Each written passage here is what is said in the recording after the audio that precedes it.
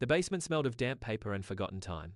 Retired detective Margaret Holloway lifted a yellowed folder from a cardboard box. Inside, tucked between property receipts from 1974, she found a handwritten confession sealed with red wax and the words, "Do not open case number 4471C." The envelope had never been mailed.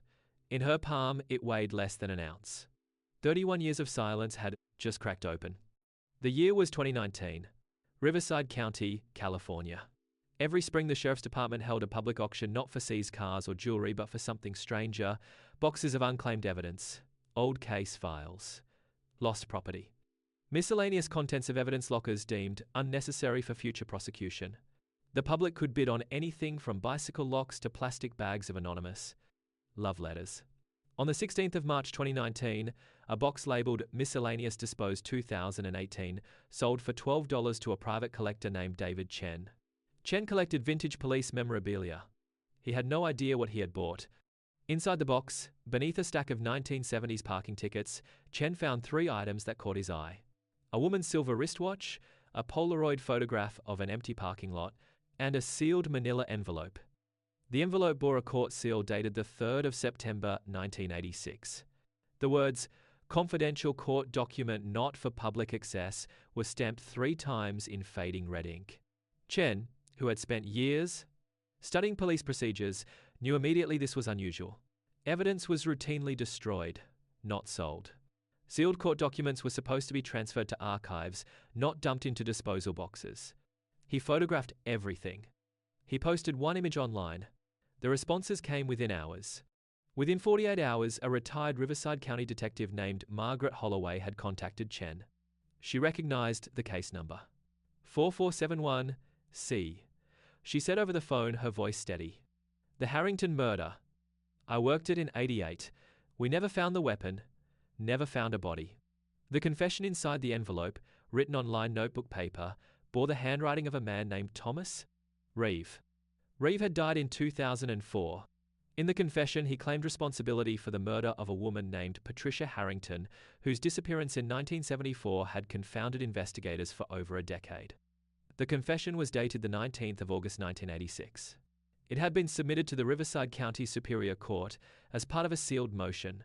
The court had ruled it inadmissible due to procedural violations. And then, according to official records, it had been destroyed. The Riverside County Sheriff's Department launched an internal review. Officials confirmed that the envelope had been misfiled during a 1993 records consolidation. Rather than being transferred to the archives or destroyed, it had been placed in a long-term storage locker designated for miscellaneous case materials. In 2018, a budget audit recommended the locker be cleared. A junior clerk, following new disposal protocols, had sorted its contents into auction boxes without opening sealed envelopes. The mistake, a spokesperson said, was procedural. No criminal investigation was opened. No charges were filed. The department issued a statement expressing regret for any confusion. But for the Harrington family, confusion was not the issue. The issue was a confession. Thomas Reeve's confession was 4 pages long.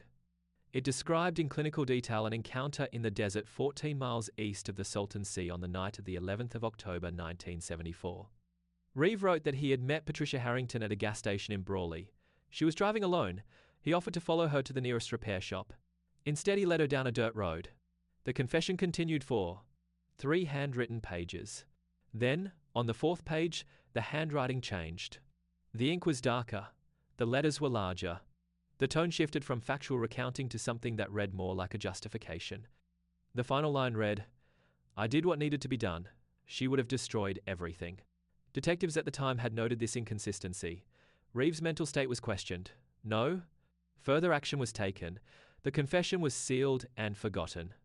Law enforcement officials and legal analysts offered a straightforward interpretation. Thomas Reeve was a troubled man who had made a deathbed confession, or rather, a decades before death confession to a crime he may or may not have committed. False confessions were not uncommon, especially in cases that received media attention. Patricia Harrington's disappearance had been covered extensively in Southern California newspapers. Headlines from 1974 showed up in the Riverside Public Library archives. Mother of 2 vanishes near Salton Sea. Police baffled by desert disappearance. Search called off after 2 weeks. Reeve could have read these stories. He could have inserted himself into the narrative. He could have invented details to match what he knew from the news. This was the official explanation. It was reasonable, it was cautious, and it left questions unanswered. Margaret Holloway, the retired detective, was not satisfied with the official explanation. 3 details troubled her. First, the handwriting analysis conducted in 1986, primitive by today's standards, had not been updated with modern forensic techniques.